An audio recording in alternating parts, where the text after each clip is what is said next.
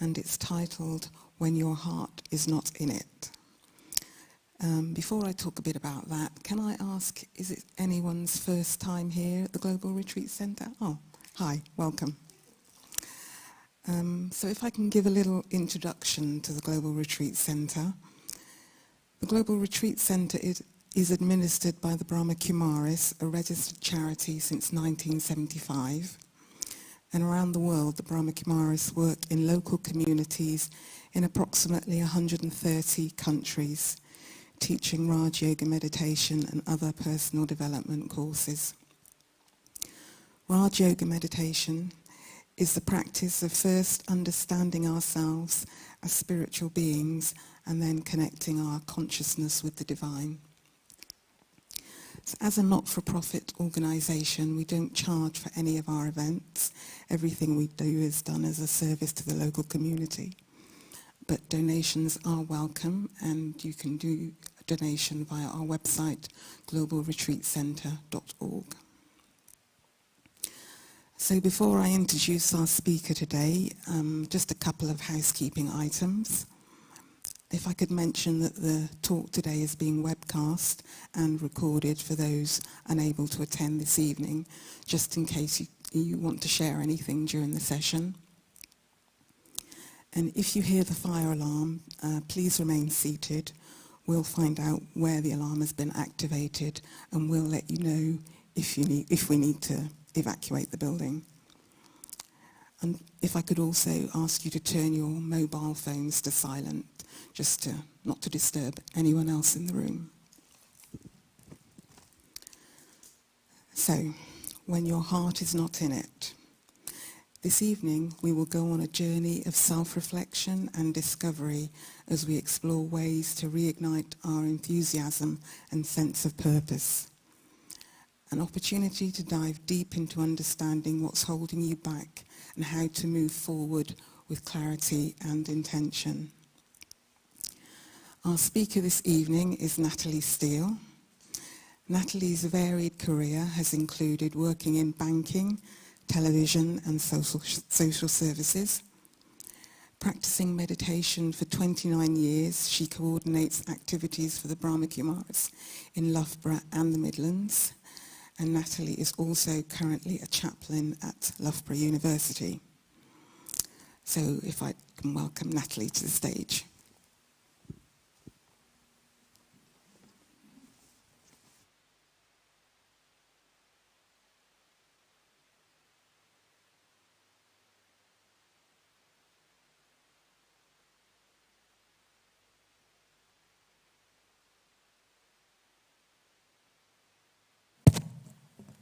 Good evening, everyone.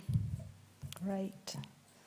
So maybe you can welcome me because I've come from Loughborough. I'm sure you live quite near here. So what a wonderful space to be in, huh? Wonderful, wonderful, wonderful. So an interesting topic. Very interesting. I heard about this topic about a month ago, and since I made some notes a month ago, and since then things are changing all the time. So happy to have some of your input if you'd like to have input, but I think there is time for some questions and comments at the end. But when your heart is not in it, it can seem quite a negative statement actually, but can you remember a time for yourselves when your heart wasn't in something? What was the outcome? How did it work out? How did you feel? Yeah, not so pleased with the outcome, maybe not so pleased with ourselves that we didn't put our heart into it, yeah? Is that right? Maybe? Yeah? No? Oh, yeah, good. And what about when you've done something with your heart? You know, your full conviction, you've done it, you know, really given your all, and how do you feel then? How do you feel about it? You feel great, yeah? You feel good, yeah? And say even if the outcome isn't as you wanted it to be, but you know you've put your heart into it, actually it doesn't matter so much, does it? Because you know, I've done my best. Couldn't have done any more, even if it might not be as I want it to be. So I think this is, the more I think about this, it's very important to work with the heart. But let's explore the heart. Just want to say before we start, and I was just seeing someone in this room who does the flowers here. And whenever I see the flowers at this beautiful place, I see heart, done with quality, done with heart, yeah? You see the flowers around, you come more than me, if you come regularly, done with heart, and you feel it. You can't see the heart, you can't see anything, but you feel the way it's presented, the way it's sitting there, just waiting to be observed and appreciated, and you know that's done with the heart. If you just saw a few flowers maybe that I might do, put into a vase and stuck there, yeah, you might not notice it as much as someone who's given so much time and attention and, and looks good and the whole thing about it. And you know, so something's done from the heart, you notice it, you admire it, maybe even if you don't like flowers. But what's the kind of quality of the act, the quality of how something is done attracts our attention, and we admire and we'd appreciate. Would you agree with that? I mean, I'm sure many of you like flowers, but if you didn't, you notice it. So this is a spiritual health series. So we know about the physical heart, a vital organ of the body, but what's the spiritual heart? And the spiritual heart for me is the soul, it's the being, it's the driving force within me that's making me function in life. And so it's about looking at the quality of that. What's driving me? What's motivating me in my life? And when we think heart, when you see the heart, what do you think of? Love. You think of love. But love is such a misunderstood quality today. But love for me, when I do something with love, I'm doing it because I care, I'm doing it purposefully, I'm doing it meaningfully, I'm doing it, not always because I want to do it, but I'm doing it with such quality. And I think if I see in today's world, we often will do things that we like and we'll do them from our heart, and other things we less like, maybe not so much heart-driven. And very much this was me before I learnt the art of meditation.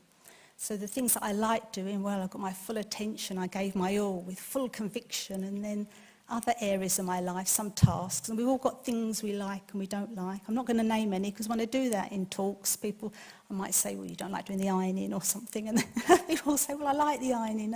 But there'll be some areas of our life and things that we have to do that we just don't like doing, yeah? And do we put our full heart into it? Maybe it might be the ironing, whatever it is, filing, whatever it is in your life. And we don't give our all, do we? So we do to some things and not to others. And so I have to keep looking at this topic when your heart's not in it. So for me, it's about doing everything from my heart all the time. Recently I was given some task, quite a large task to do, which was really out of something I've never kind of had to be involved in, actually, and it was something that I would not choose to do, but because there was a need, it was in our organisation, there was a need for some piece of work to do, there was a need for it, and I was asked very nicely if I would do it, and there wasn't anyone else, and I thought, okay, let me do it. Let me do it. So sometimes things that as I said earlier, things from the heart we do because we like doing it, but what about the things that we're not so keen on doing? So this task that I was given, and because I think I've learned this since practicing meditation, that it's about how I do things, the quality in which I do things. So this piece of work that was quite a struggle actually for me to do and do things that I didn't really know about, I've had to learn and understand and work with. But doing it from my heart, doing the best I can and learning along the way. And I see the result of, and I'm still doing this task, it's going to be ongoing, and it's a big area of work. Actually, it's health and safety, why not say it? It's health and safety, one of our big buildings, and it's something I know nothing about actually. So learning and getting involved and stepping out my comfort zone. I think heart is not about doing the things I like doing, like and love. It's about whatever I do, whatever comes in front of me, taking it with, full conviction and doing the best I can. So I've taken on this role, and yes, I've learned, and yes, it still is a challenge, doing the best I can from my heart.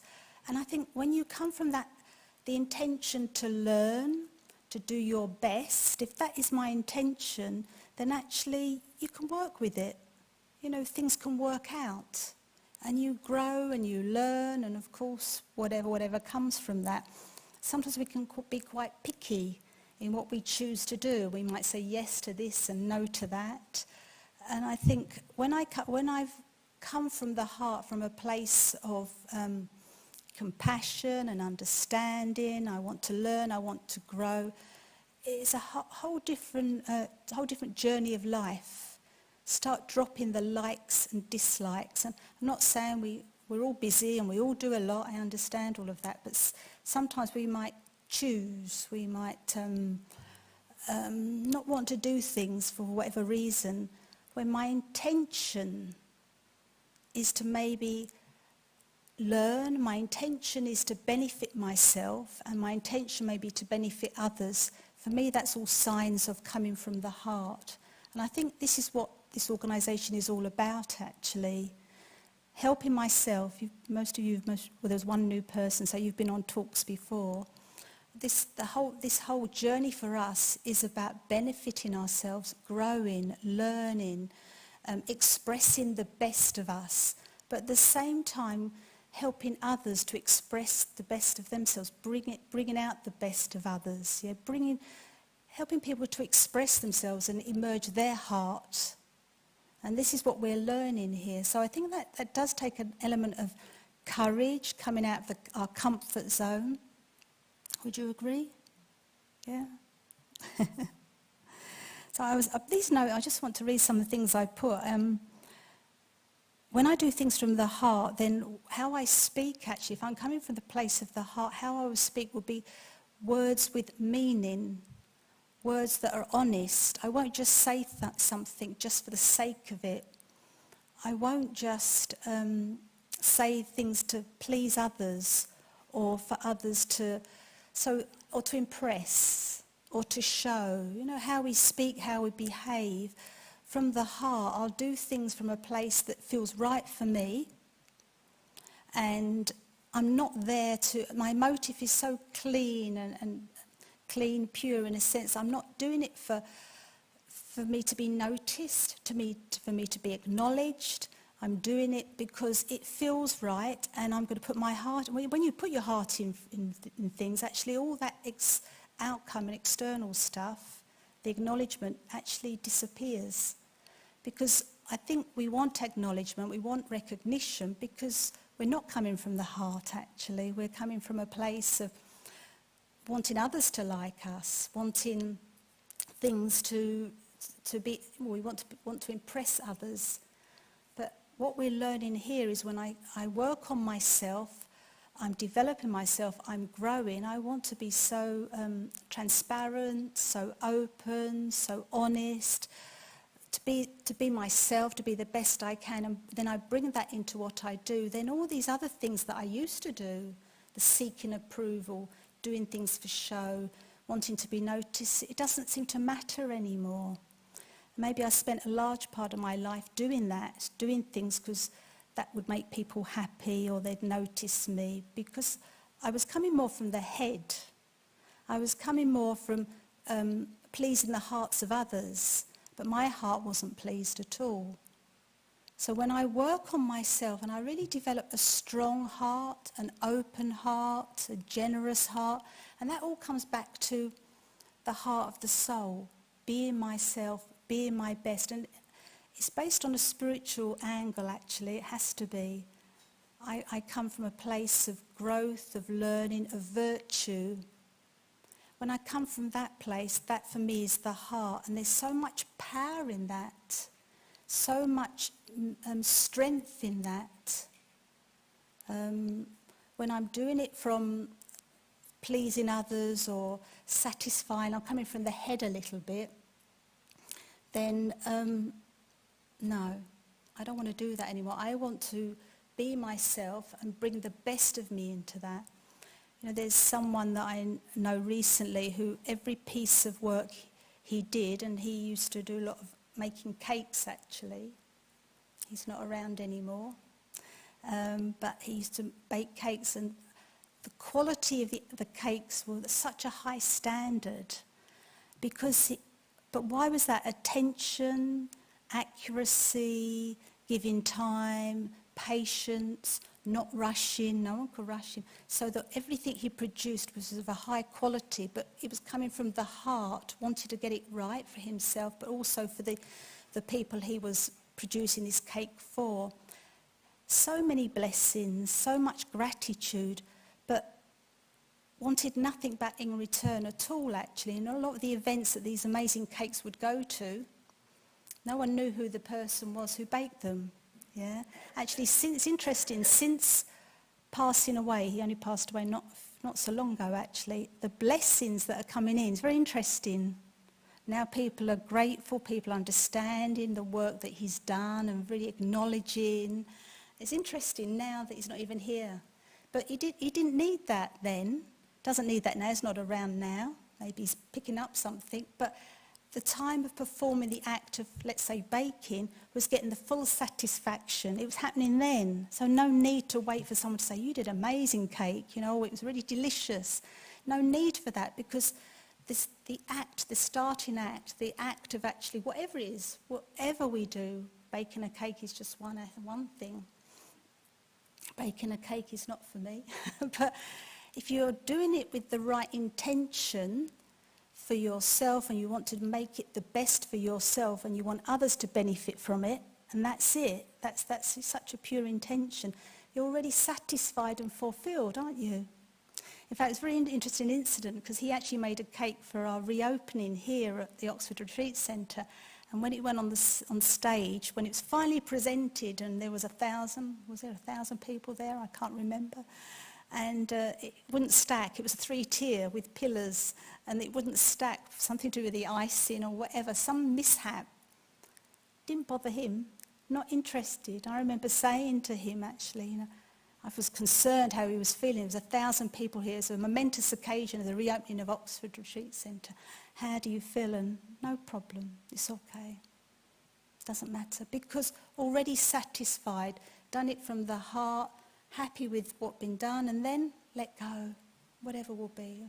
Beautiful way of working, and I don't think we often work like that these days, do we? We're always maybe outcome driven. We want someone to say, oh, you did very well.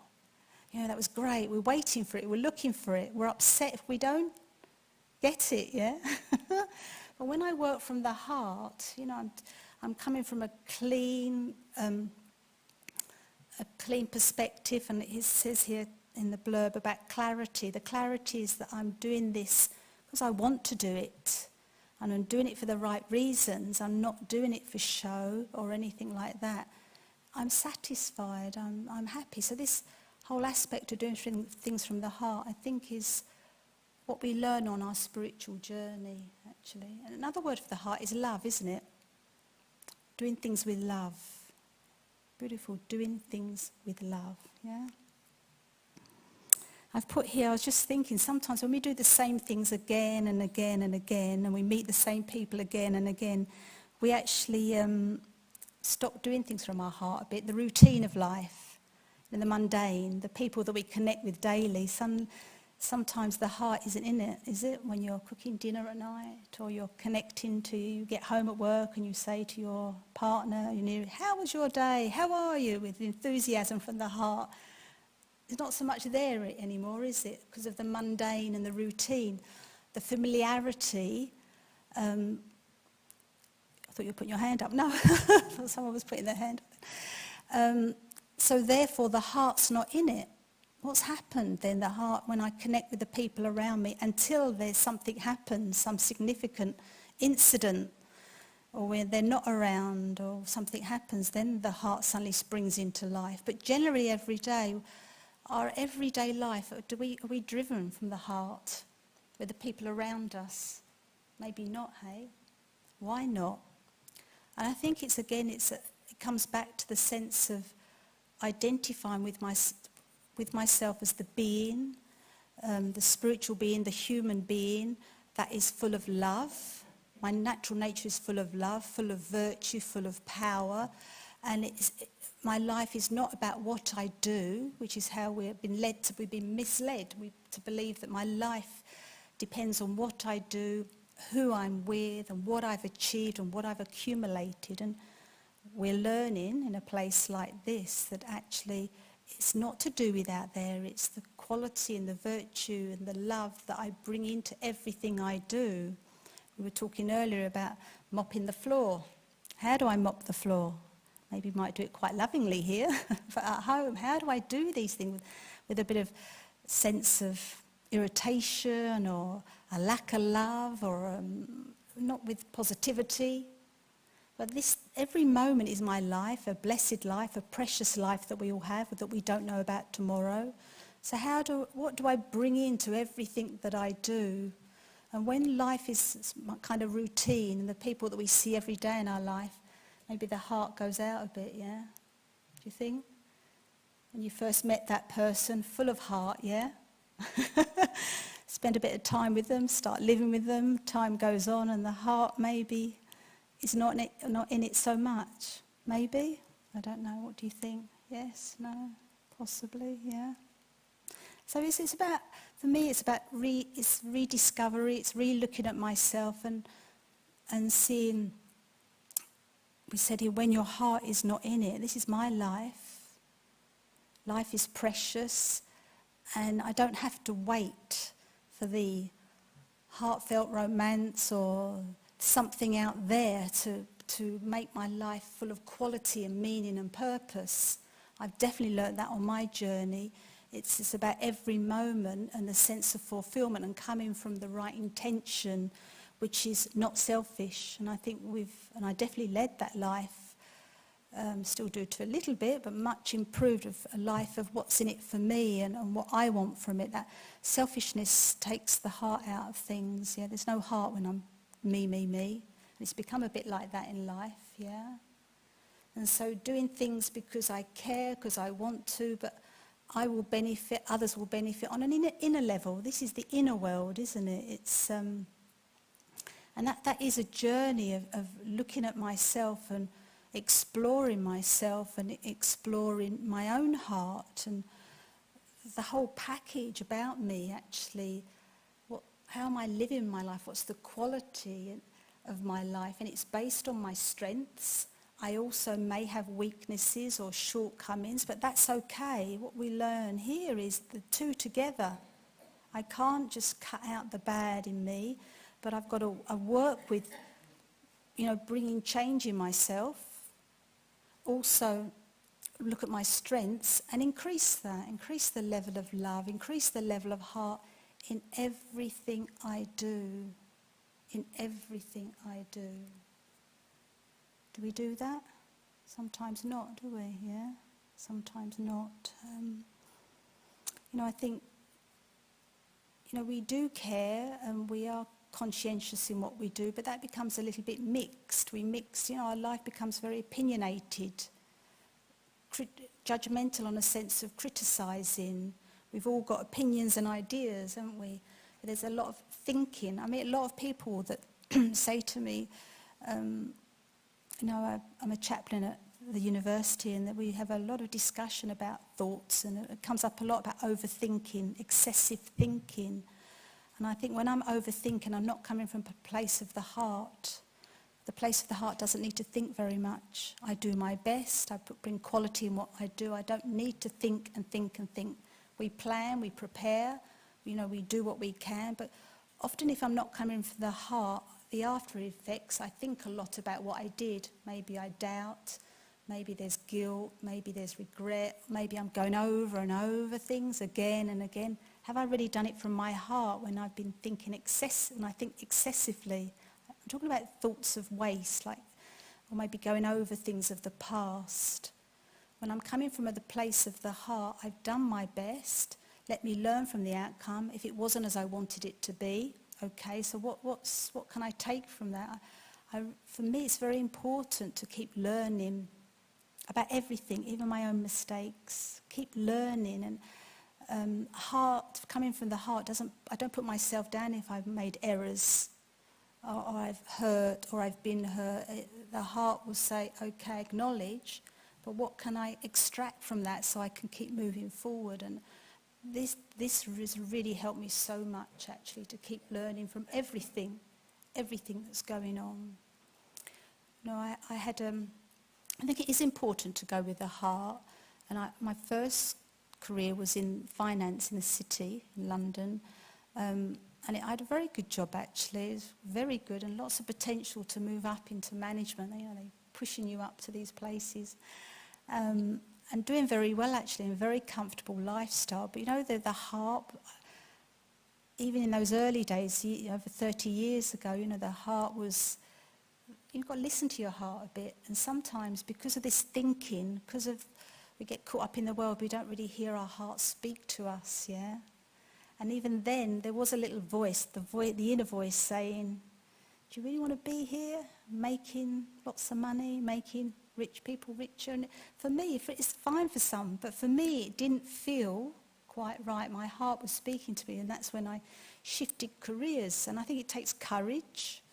But it takes some kind of time to reflect and you know, look at myself and my direction in life and what's my life's purpose. And I didn't see that as my life's purpose. That's why I shifted career and I actually moved into another career. I thought like creative career, the world of TV. But I realised that shift wasn't the right thing as well. I did, and again, another amazing time in my life of in the West End of London and great, everything was great about that, but after a while the heart was speaking to me, still don't feel satisfied. The heart, my inner world wasn't feeling satisfied, but not a mistake to have left one job to another, but it's part of my journey until listening to my heart I shifted and then I moved into, I think you heard, into social services in helping others. I wasn't a social worker, it was another kind of area that I was involved in, but care and support, which then I felt, yes, I felt satisfied inwardly that, and then the money was less and the lifestyle was very different, everything shifted. But what mattered to me more was that I felt satisfied. I was coming from a place that I was working from my heart and it felt right. So yeah, it does take courage and to take some steps if we choose to. This if we choose to, maybe we don't. So I said if my heart's not in it, often we do make mistakes, we get distracted, and I've said here, we want praise from others. When my heart isn't inside, I want others to acknowledge me and their heart to connect with me. And again, if I come from this other place of doing things from my heart, then all that shifts after a while. And I don't mind if others may criticise me or people don't see things the way I see them. It doesn't matter so much because I'm coming from a place I know what I'm doing is right for me. And that sometimes means going against public opinion. People will, push us in a certain direction, want us to be a certain way, and will be encouraging us. This is what we think you should be doing, or they would kind of veer us away from what they feel is right for us. But if I'm coming from the place of heart, and then I can manage that, I can cope with that, and I won't be easily influenced. So many people really don't know what to do in their lives because of the power of influence working from the head, listening to others. If I'm coming from my heart, I'll be listening to what's right for me. I might listen to others, but I still come back to what's right for me. But I've seen many people I meet will ask 10 people. If I was asked, I've got a dilemma in my life, and I was to ask you all, you'd all have a slightly different slant on it, wouldn't you? What's worked for you? Maybe if I know you very well, you'll be like trying to protect me and look after me, so you'd all have a different idea. But when I come from a place of myself and knowing myself, and there's that inner strength within, and the heart is really functioning, the spiritual heart, then I'll hear my own inner voice, which will speak out, and this is the way I'm going it, even though maybe everyone says don't do it. But I'll know it's the right thing. But even like for me, I changed careers and it didn't work out. And many people did say, you gave up an amazing job, there was so much management potential. It's funny what your friends say to you, your dearest friends of the heart. But it didn't bother me because I knew that that wasn't right for me. And okay, so it didn't work out in the next career, but because following my heart, coming from the heart gave me the strength to manage everything actually, my own errors, but also other people's opinions, which can be very influential. People that are very close to you, people that care about you, so the power of influence is very strong, particularly these days. We listen. In fact, today someone was telling me of someone who's having a really tough time in a relationship, seriously tough, very unpleasant. I won't go into detail, but not nice, but doesn't know what to do. Should I stay in this or should I not? When really, seriously, it's easy to look from the outside in, isn't it? What's going on is serious, serious circumstances. So easy to see what's right. But what this person was saying, we can't make decisions. We can't see clearly, like I think it said clarity. There was no clarity to make that step to whatever needs to be done. So we sit in toxic relationships, we sit in situations that are unbearable because we haven't got the strength of heart to break free from it. But the heart is the soul, it's the being, it's the energy, it's my driving force, it's all of that. But I need that strength. So heart brings strength, it brings inner power. Otherwise I'll be indecisive. I'll ask everyone, which this person was saying, they're asking everyone, and some will say, don't do it, and some will say, no, get out, and others say, no, don't go, and there's all of this. So this person is much more confused. And so, the art of meditation and self-development is really strengthening, the heart, which is my whole driving force, the soul, the being, the spirit, whatever you want to call it. It's empowering it to almost to rise above my own shortcomings, what's going on around me. Everything is kind of like rising above to see, understand clearly how to move forward in my life. Each of us want a life that's meaningful, purposeful, but I have to ask myself these questions, otherwise we just carry on through life, bobbing along, don't we? Hope something will happen. I know when I left that first job, and I remember for years everyone's saying, oh, we've had enough, we're fed up. Even when I arrived they said, oh, complaining about it. And then even when I left they were still complaining about it. It's what we do, we just complain and we're not happy and they're just continuing. So do I want to be that? There's a question that we have to ask myself. What quality of life do I want? What do I want to bring into my life? And there are many things we have to do which are givens that we can't change. Which is going to work or whatever, or working being with our families, whatever we have to do, that's life. But it's the quality and how I do all that with meaning and with a sense of purpose and maybe a sense of joy in everything that's going on. That has to be my driving force, otherwise life is quite tasteless and dull and something missing. The love is missing, and it's not that love out there. Where is it? It's a love which is a quality. If you've done some of the courses here, love is what I am. It's a quality of the being. Am I working with that love, or am I working with or looking for a love out there? This love is what I am, and the meditation is a process to delve deep and bring out that quality, that richness, that source of pure, true love that can come out into what I do. Then I can manage all of this. I can manage all the routine, the mundane and the trouble and the challenge. I can kind of manage it because I've got that strength and that power which takes me above it, so I get the clarity to see, make decisions. Even if they're not right, I can make decisions and work through it, moving forward, growing, learning. Yeah? When your heart is not in it. We need our heart in it. Otherwise, is everyone else driving me? Who's driving my life? Let me drive my heart, drive my life. Let me, move my life in the direction I want it to go. And for all of us, and definitely for me, I've learned that changing job after job after job, changing whatever, relationship after relationship, changing hairstyle after hairstyle after, whatever it is that we keep changing out there. So when I work from in here, driven from the heart, from the being, the soul, I'm driving that, then I realise that's what I need to work on and make some inner changes. And then it all becomes clear out there. Oh, I see. Yeah, these are the things holding me back. These are the things that I want.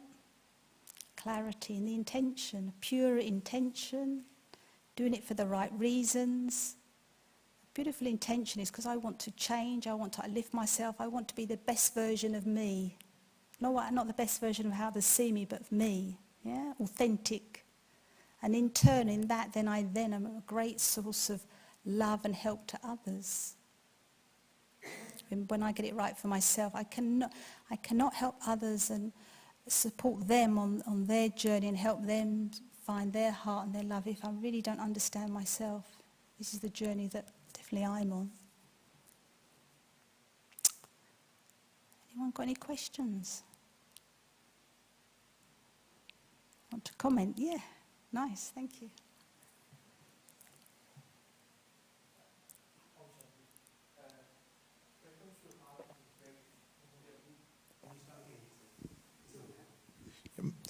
When it comes to the heart and brain, the heart does not have its brain. Heart does not have? Heart does not have a brain. Heart is more of a emotional. You don't do any statistical analysis or the calculations. It's just come with it. And it may not be a rationale. It's just sometimes you can do a blunder. But whereas, say that again. Sorry, just say it last. Sometimes with the heart, decisions taken using a heart is not having a rationale or a statistical data behind it. When it comes to the mind, you think what's good for me, what's going to make me happy, what's right. It does all the analysis, gives you all the data points, and then you make a decision. So why would you say that whatever you do with the heart is going to make you happy and take you to where you want to? So what was the last question? Why would you think that decisions or the whatever we do with the heart is going to make you eternally happy rather than deciding using your mind or a brain? I hear what you say. So we need to be grounded. We need to be focused. You're using that brain, the head part, as that kind of using your experience and what's gone on and being kind of aware to streetwise, however you want to put that, and whatever you're saying, all the statistical data that you talked about. So the heart, you can say, is linked to emotion and feeling, but I'm taking it one step higher. One step is the being, the soul, which incorporates everything. This has been my personal experience. When I work on the level of soul, spirituality, it's not just about being lovey, and you could be sensitive. I'm not talking about that love, that sensitivity where you're pushed down and you're hurt and you suffer. This love is the love of the soul, which actually incorporates everything. It sees everything. It looks at, so it brings in my experience. I'm totally grounded in this, actually. I see everything as it is. I'm not kind of just seeing the nicey nice. I'm seeing everything. I'm so self-aware. I'm coming from a place of such focus, and so that's the heart I'm talking about. And I find for me, when I come from that place, it incorporates everything. Yeah, all the brain stuff, all the logic. It's rising above everything, actually, the spiritual heart. And this is something that comes with the practice of meditation and exploring the soul and living in the awareness of the human being, the soul in the body, but first the soul. We've done all the body stuff, haven't we? Who's not chased after wealth and position and wanted all of this and found, where's the love in my life? I've met so many people I meet who come to do the course now. And interestingly, I used to meet people who are struggling in life. There were things missing in their life. That's why I'm meeting people now who've got everything. They've got the nice house, and they've got the family, and they've got the good job. Money's not an issue. I'm seeing they're coming now, but something's surely lacking. Themselves, they don't know themselves. They're empty. There's no love in their life because they thought it all came from out there. Makes sense, yeah? But this is a personal experience, so we have to practice this awareness of really bringing the heart of who I am into my life. And then makes everything clear, so clear. Sees more than the brain sees, and the emotional love, watch out, we've all tried that. What's happened? It's very good the first day, week. Then what happens? Yeah, we've all been there. Oh, soulmate, first week, couple of weeks, and then what happens? Not that love. Anyway, yeah, please share. Nice to hear. That's good. I want to hear from you. Share. Please share. Yeah, go on, yeah. Go on, take the mic. You just said, from the beginning, it just makes so much sense to me. So thank you very much. That's all I have to say. It makes so much sense. So I'm really happy that you said it out loud, and everything comes from, because that's how I was feeling it. That's how I can see it. Everything. If you don't do things with your heart, then it's never. The outcome is going to be better if you do it with your heart. That's how. And I'm so happy you said it. So now I'm sure. Yeah, keep going. And if it doesn't go as you want it to go, it doesn't matter, does it? You know you've done your best. How wonderful. You really have done your best. It makes so much sense. Thank you very much. Nice, very good. Nice, yeah, great. Well done. Nice, thank you. Hello. Yeah. I'm sure you know of Maslow's hierarchy of needs. Yes, What's it, body, mind, feelings? Which became a sort of flaky mind, body, spirit, in the 1990s and 2000s. Well, when my son got his degree 10 years ago, we were wondering how he could support himself while he was developing his new business. So we got a version of that, which we called the 4 I's, capital letter I. We cheated on the last one, I'll tell you about in a second.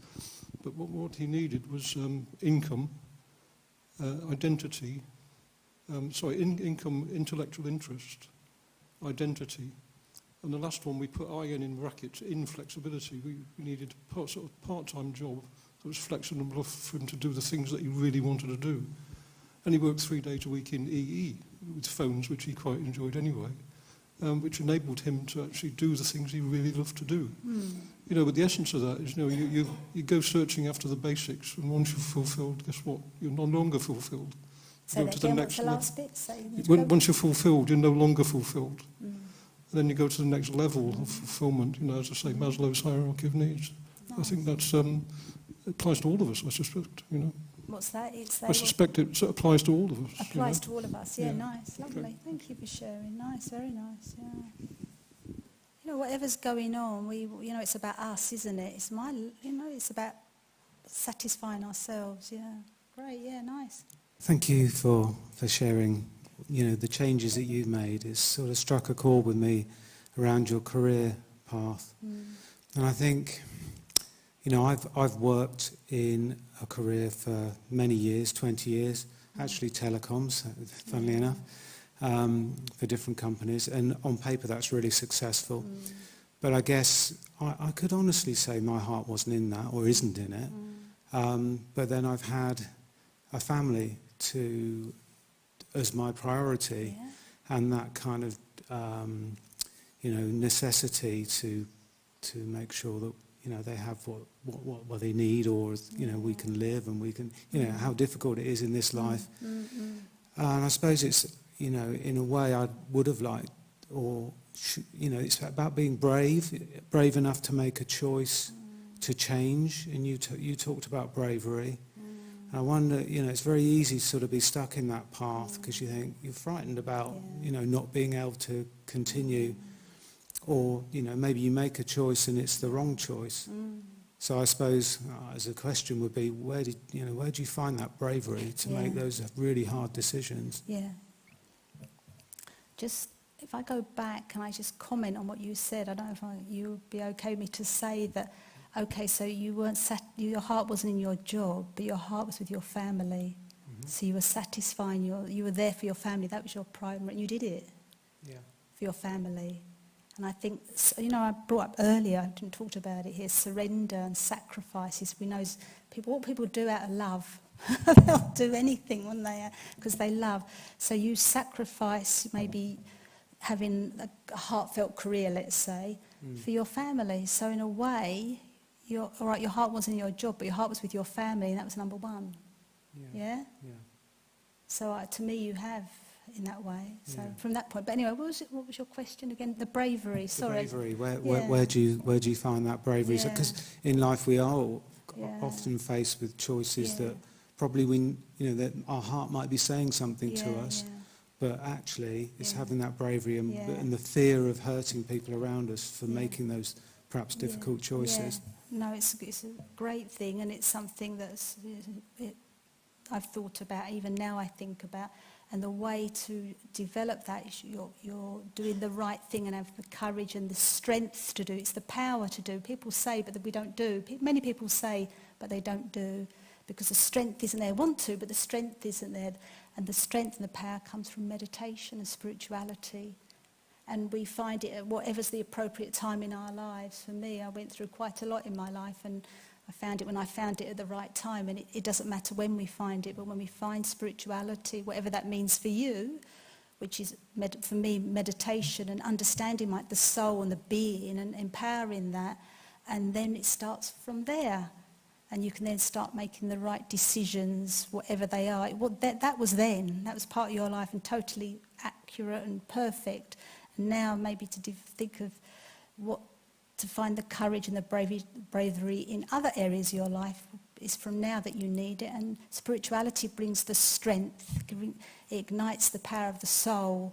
So you see clearly and you get that energy to take that step. Because you're coming from a place of truth. We didn't know that before. We thought, oh, family and this and that. So everything's fine up until now, absolutely. But now when we develop this inner strength and we see with this eye, or we come from a place of truth, and there's that strength there, and we're just going to do it. We're going to do it. So for me, I would say spirituality is the answer. There's nothing else. Where are you going to get your bravery from? Eating lots of spinach and whatever. I don't know, wherever we try looking for it. Or, so, many people talk to others to give them... This same person today said that the person that's in a very toxic relationship, what do you think I should do? What should I? Luckily, this person said, I can't tell you what to do. We know what we think, but we're not going to say. Most people won't say. So we're looking for someone else to do it for us because we're scared or we haven't got that power. Or we didn't know. We've been... For whatever reason, there are many reasons why, but as I develop meditation, the power of spirituality and that strength, I don't need to ask others, really, in a way. I just think, yeah, this is what I'm going to do. And the decisions now are not about then. The past is absolutely accurate. No point. It's right from now. Then I develop my sense of self, so I'm powerful. And then when it comes in front of me, I've got the clarity, wow, I can take that step. I'm going to take that step. But I think you work from your heart because you put your family first. Amazing. Thank you. Yeah, nice. Thank you. Good question. Nice. Anything else? I don't know how to forget about time. Anybody else want to share? Nice to hear from you. This is where we hear from each other, and it's good. Useful for your first time here? A lot going round in her head, she said. That's good. As long as you're not confused. Good. No. Okay, so I think, is that time, or give me a time check? Final question? Meditation, yeah? So we'll have a meditation, yeah? Meditation, very simple. It's connecting to the best of me, yeah? That's what we're learning to do, yeah. Connecting to the heart. So let's sit comfortably, maybe feet on the ground, alert, attentive, but relaxed at the same time.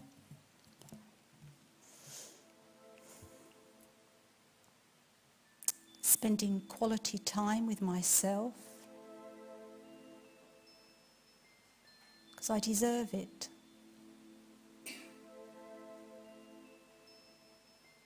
I'm precious, valuable,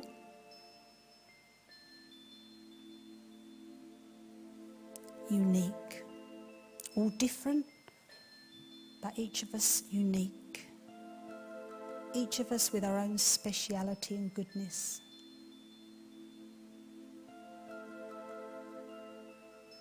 Now's the time to connect to my inner heart. That part of me that's there, that's pristine, strong.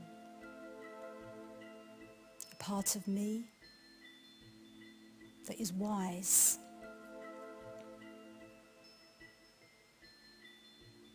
A part of me that is authentic, selfless, so powerful. And in my meditation, I want to connect to that part of me.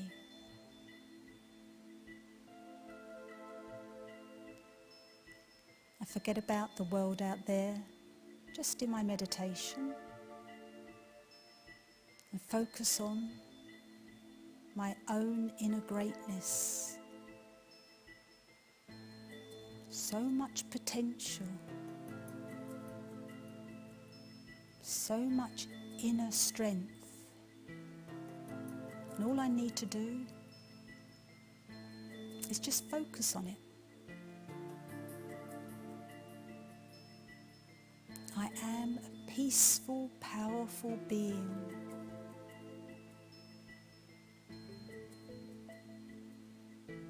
I hold this thought, just sit in this awareness.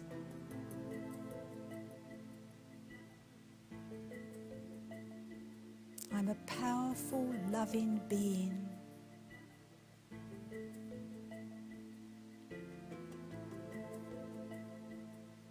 All these qualities lie within me, in the heart of the soul. And it's only in my meditation that I take time out to connect to the heart, to connect to my true self, ignite the inner power of the soul. Because this inner power brings clarity. I see, I understand. It all makes sense.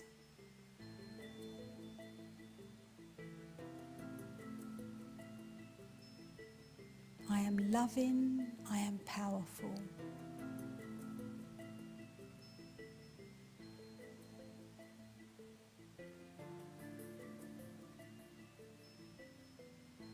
I am peaceful, I am wise.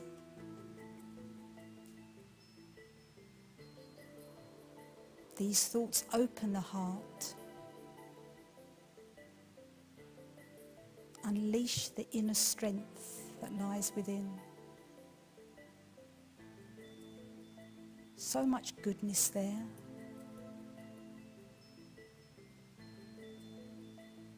So many treasures that are useful in my everyday life.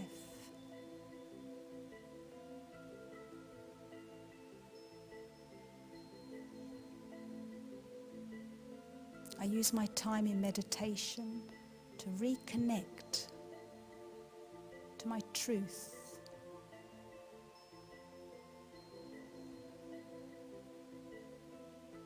And rediscover all that's good about me. And this has nothing to do with the outside things and people and places.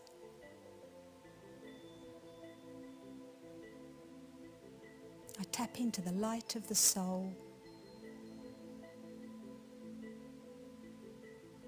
I ignite that inner power. And from there comes security. From there comes courage, understanding and clarity.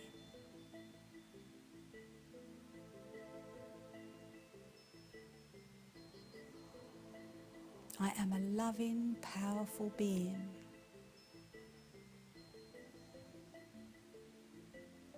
A peaceful and wise soul.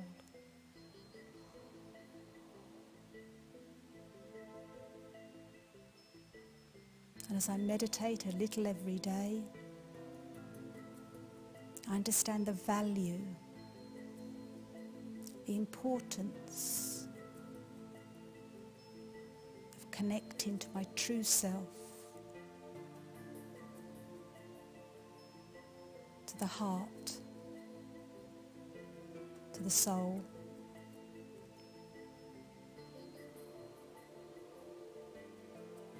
I hold this sacred space